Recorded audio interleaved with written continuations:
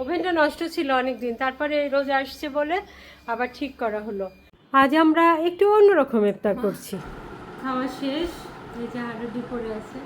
আজকে একটু অন্যরকম, গাছের পুদিনা পাতা, পরে আদা, কাঁচামরিচ আর টক দই, এগুলো দিয়ে এই সসটা বানিয়েছিল।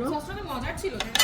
হ্যাঁ, সসটা খুব ভালো লেগেছে। হ্যাঁ, ভালো মজার ছিল। এই যে সসটা অনেক বানানো হয়েছিল, খাওয়া হয়েছে।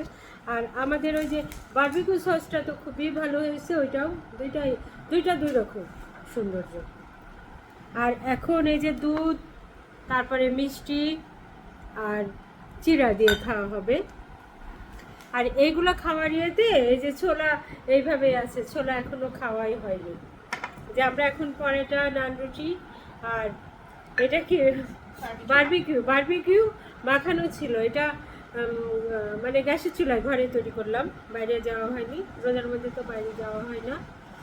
আর এই তো এখন নামাজ পড়ে এসে চিড়া খাওয়া হবে।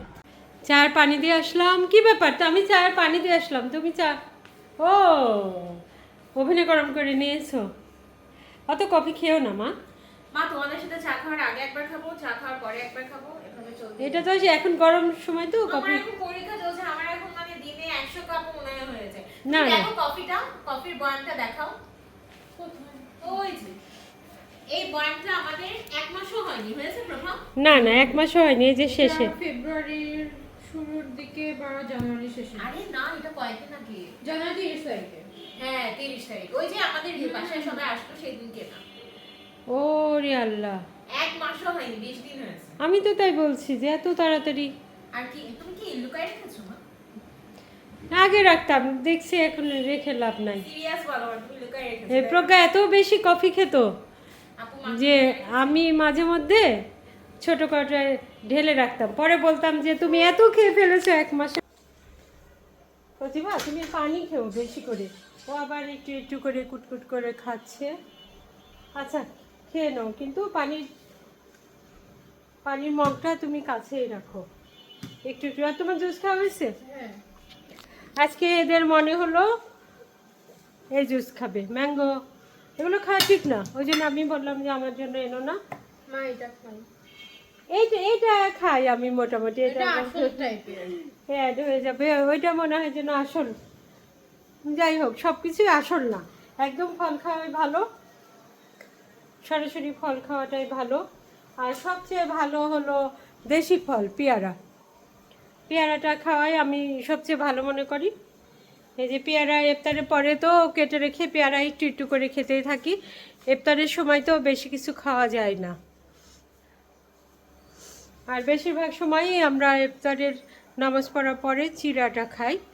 ওইটা খেলে কিন্তু পেটও ঠান্ডা থাকে, মানে খুবই ভালো লাগে ওইটা খেলে। আর একসঙ্গে বেশি খাওয়া ঠিক না, ওই জন্য আস্তে আস্তে খাই। ইফতারের সময় বেশি কিছু খাই না। আর এই যে আমার মেয়ে ইফতার করে ওই কফি নিয়ে বসে। আমার ওভেনটা নষ্ট ছিল, ভালো ছিল তাই না? ওভেনটা নষ্ট ছিল অনেক দিন, তারপরে রোজা আসছে বলে আবার ঠিক করা হলো। আর যখন তখন আর চুলার কাছে যাওয়াই লাগে না, আর ওভেনে গরম করে খাওয়া শুরু করে। আমার ওইদিকে চায়ের পানি হয়ে গেছে, দেখি চায়ের পানিটা হয়ে গেছে, একটু চা দিয়ে দিই। কাপের মধ্যে আদা দেব। আদা চা কিন্তু খুবই উপকার। আর তুলসী পাতা এর মধ্যে দেওয়া হলো না, কাঁচা তুলসী পাতা দেখে নিয়ে আসি আছে কি না।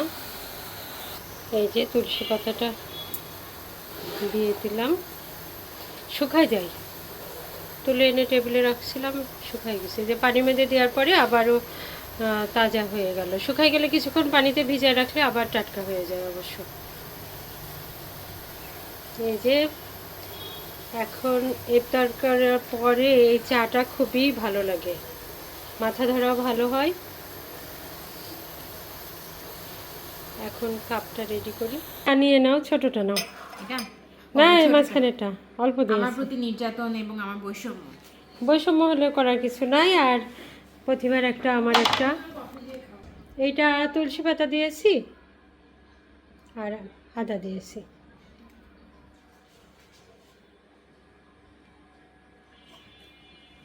মজা মজা। এই যে তুলসী পাতাটা নিচে পড়ে গেছে।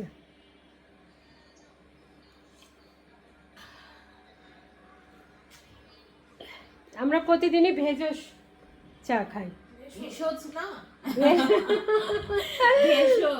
ভেষজ হ্যাঁ, এটা তো হয়ে গেল রিস্কা রিক্সা। ভেষজ চা খাই, ওষুধি চা খাই, সোজা কথা। হ্যাঁ, সবকিছু ওষুধ। সব কিছু ওষুধি। এই তুলসী পাতা তো খুবই উপকার। এই যে সারাদিন রোজা থাকার পরে এই তুলসী পাতার চা খুবই উপকার। আর এর মধ্যে এক টুকরা আদা দিলে তো আরও ভালো। আদাটাও কিন্তু খুবই উপকার।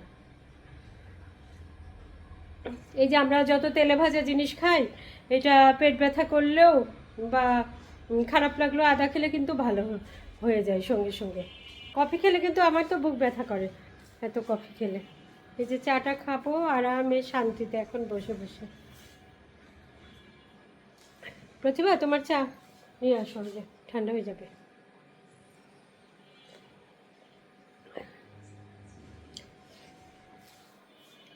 এই তো আমাদের ইফতার শেষ হলো, তারপরে চা খাওয়া শেষ হলো। এখন এই যে পেয়ারা কেটে রাখবো, এক টুকরা করে খাবো আর একটু করে পানি খাবো, আর অন্য কিছু আর এখন খাবো না।